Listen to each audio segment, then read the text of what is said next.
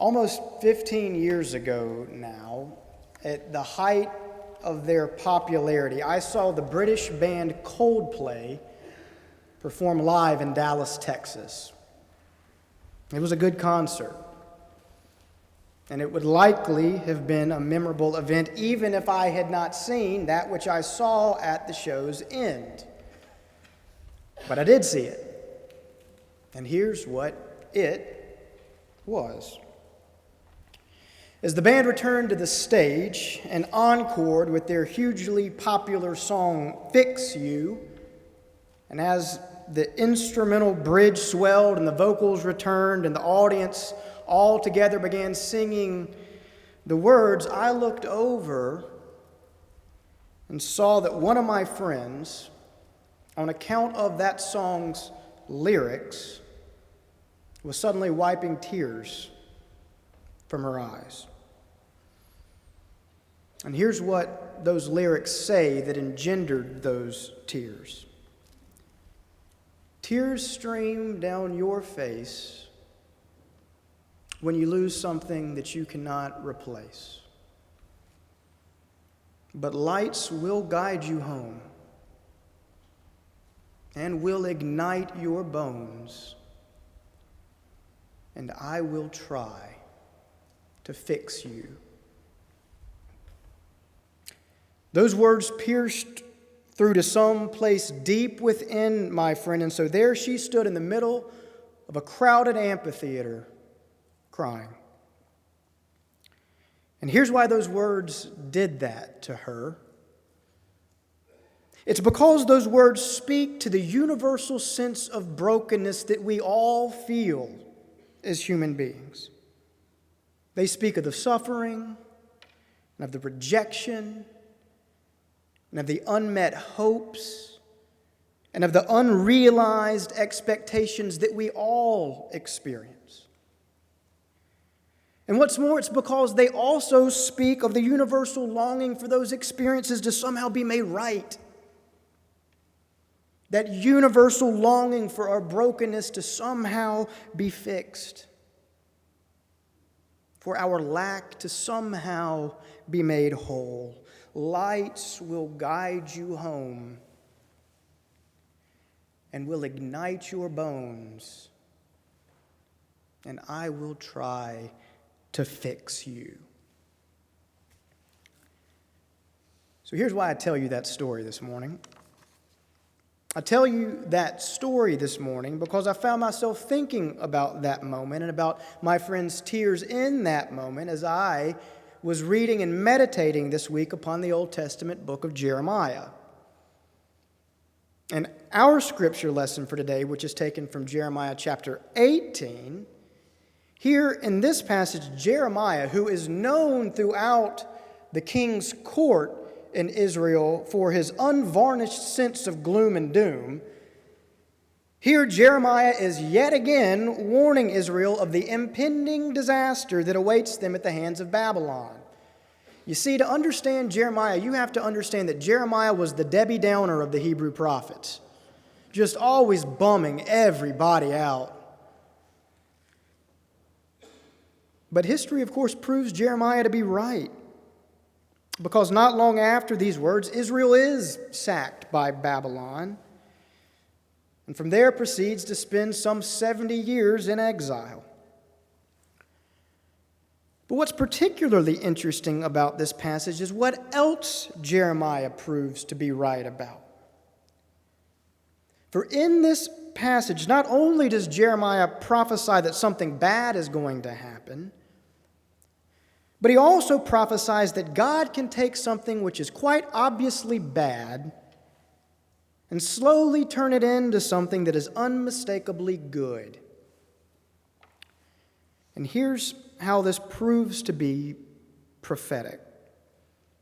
Though Israel is taken into captivity, though they are held hostage there for some 70 years, though they are forced to live as strangers in a land they never chose to enter, somehow, while there, they become an even tighter nation.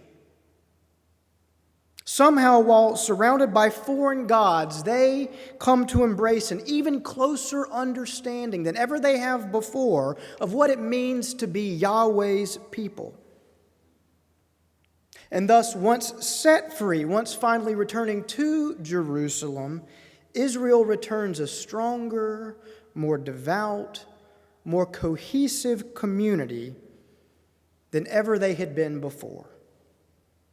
This is just a historical fact. This is not just a theological one. This is a historical reality.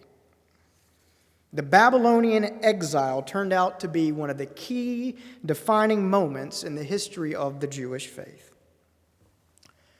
Now, did they want to go to Babylon? Of course not. Even knowing afterward what would happen, of the growth that it would lead to. Knowing this, would they then be supposed to be thankful for? Or if they could do it all over again, would they choose to go through that, knowing what they now know? Of course not. But was something beautiful formed out of the disaster? Yes, it was. And so to me, that is what is so remarkable about Jeremiah's prophecy here in chapter 18. Not just that his prediction came true regarding their captivity, but that their captivity somehow played a role in Israel becoming something newer and better and stronger than it had been before. Let's look closely at Jeremiah's words. Come, go down to the potter's house, Jeremiah continues. There the potter is working at his wheel. The vessel he was making of clay was spoiled in his hand, and so he began reworking it into another vessel. And then the word of the Lord came to me, Jeremiah says, saying, Can I not do that with you, O house of Israel? For just like the clay in the potter's hand, so are you in mine. I too can take something spoiled and rework it into something new. In the end, that is precisely what God did with Israel on the other side of the Babylonian exile. And to the point of today's sermon, that is precisely what God still does with us today. For who among us doesn't know what it's like to experience misfortune? Who among us doesn't know what it's like to see our best efforts thwarted, our highest hopes dashed, our loved ones suffer, our very faith shaken? Which is to say, who among us hasn't been sitting at the potter's wheel of life, our vision certain of that which we are making, only to see that thing we are making suddenly turn to spoil in our hands? The future we envisioned suddenly closed off before us. The job in which we felt secure suddenly gone. The person we most love no longer loving us back. The person on whom we thought we could depend, proving him or herself undependable. The things we once took for granted suddenly failing us when we need them most. The certainty we once held about things suddenly crumbling in our hands. Such is the life experience, not just for some of us, but for all of us. Sure, the conditions are different, and no doubt the severity of those conditions is different, but the experience itself is universal. Am I not right? And so in those times, a very specific question often arises, often with such force as to terrify us. Where is God when all of this is happening? Ever found yourself asking that question? Well, according to Jeremiah, here's the answer. Right there in the mess with us. Not causing the mess. Not pleased that we find ourselves in the mess. Not deliberately teaching us a lesson through the mess, but nonetheless right there with us in the mess. Committed to helping us take that mess and somehow, some way turn it into something meaningful. I too can take something spoiled, God says to Jeremiah, and rework it into something new. In a best-selling book in the 1930s, a book called Why Do Men Suffer, British pastor and writer Leslie Weatherhead used a very compelling image to get at this same theme, and it's an image that has always stuck with me. Weatherhead writes, and I quote, "When an artist is making a Persian rug, the rug itself is held up vertically on a frame, and little boys sitting at various levels work on the wrong side of the rug. The artist, meanwhile, stands on the right side of the rug, the side on which people will tread, and shouts his instructions to the boys on the other side. Well, sometimes a boy will make a mistake in the rug. But when he does, the artist does not make that little boy take out the wrong color. Instead, he weaves the mistakes into the pattern. Weaves the mistakes into the pattern." Weatherhead goes on to explain, "We as human beings are like the little boys working on the wrong side of the rug. We cannot see the pattern that the artist is developing.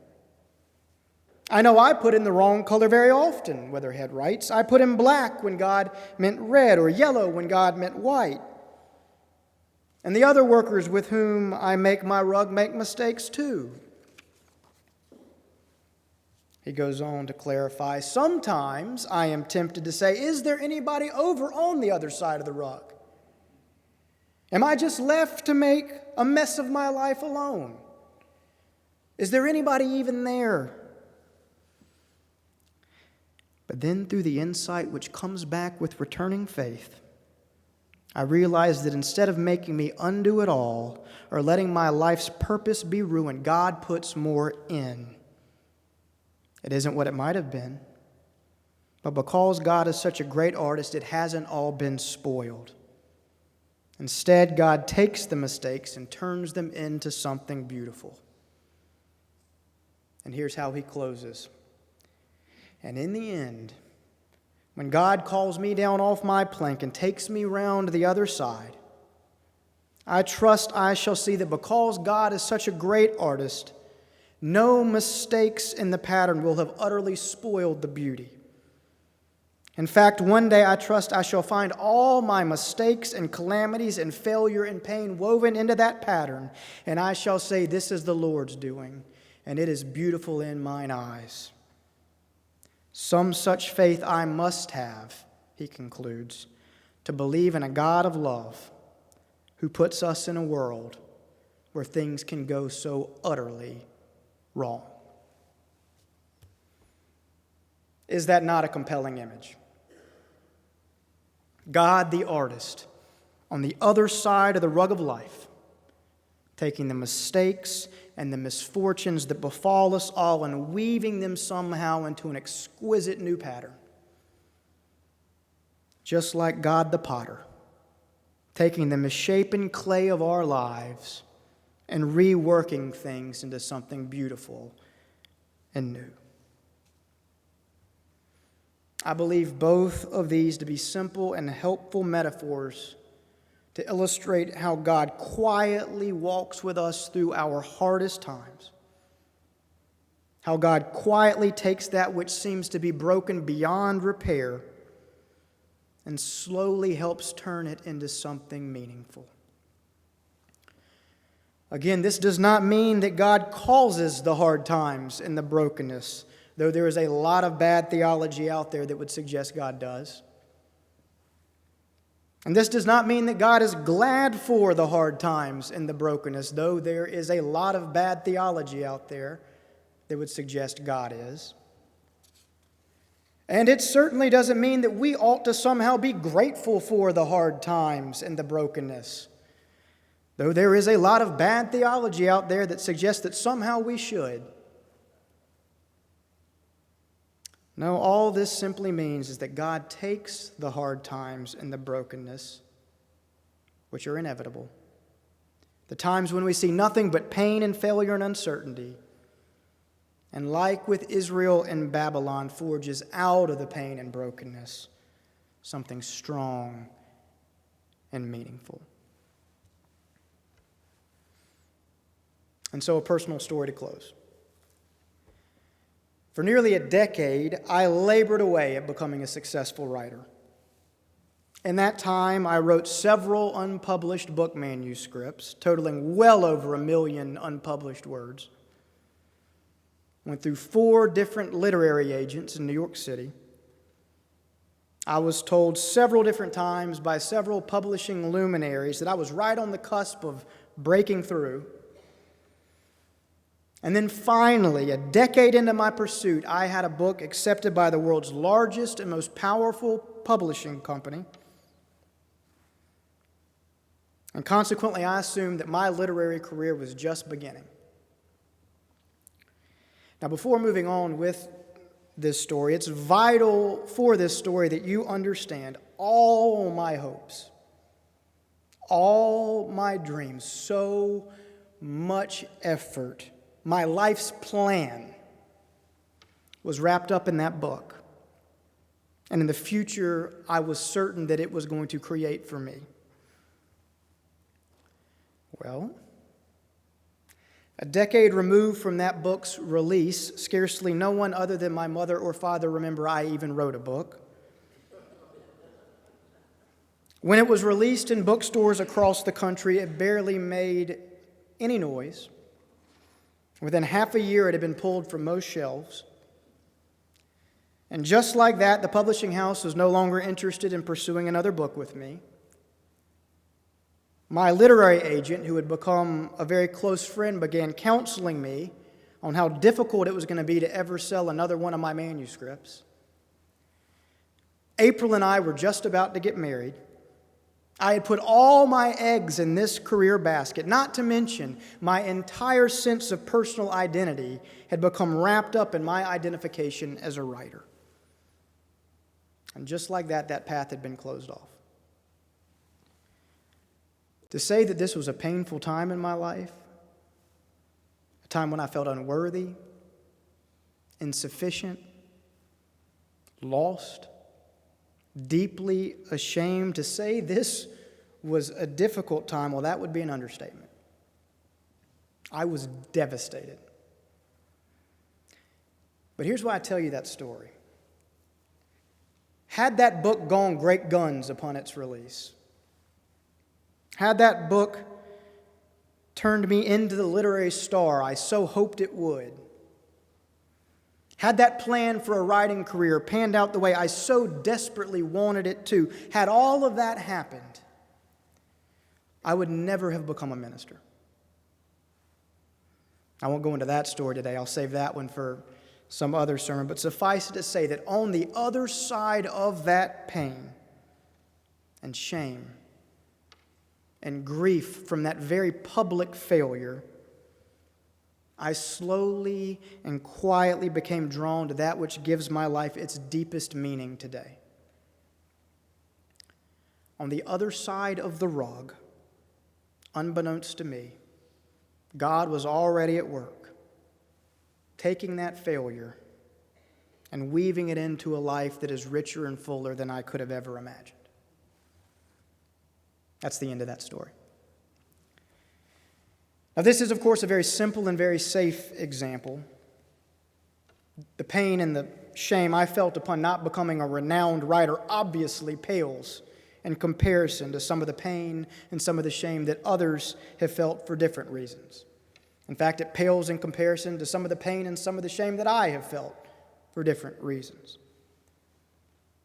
But I offer up that simple story so as to serve as an example of that which I said moments ago, which is that God takes the hard times and the brokenness of all of our lives, those times when we see nothing but pain and uncertainty, and like with Israel and Babylon, forges out of the pain and brokenness something strong and meaningful. I deeply believe this is true. I deeply believe this is what God is up to every day. In fact, I deeply believe this is what God is up to right this moment, right now, taking the difficulties and the uncertainties and the brokenness we might be experiencing and slowly but surely turning it into something new. We can't yet see what, like the boys on the wrong side of the rug. And we can't quite see how, like the artist when first sitting at the wheel. But that's what the point of faith is. That's what faith is, stepping out of certainty and into mystery, walking by faith and not by sight. Faith is trusting that though we can't see where it is we are going, God can. Faith is trusting that God is with us and that God is for us. Faith is trusting that when all else turns to spoil, we are but clay in the potter's hand.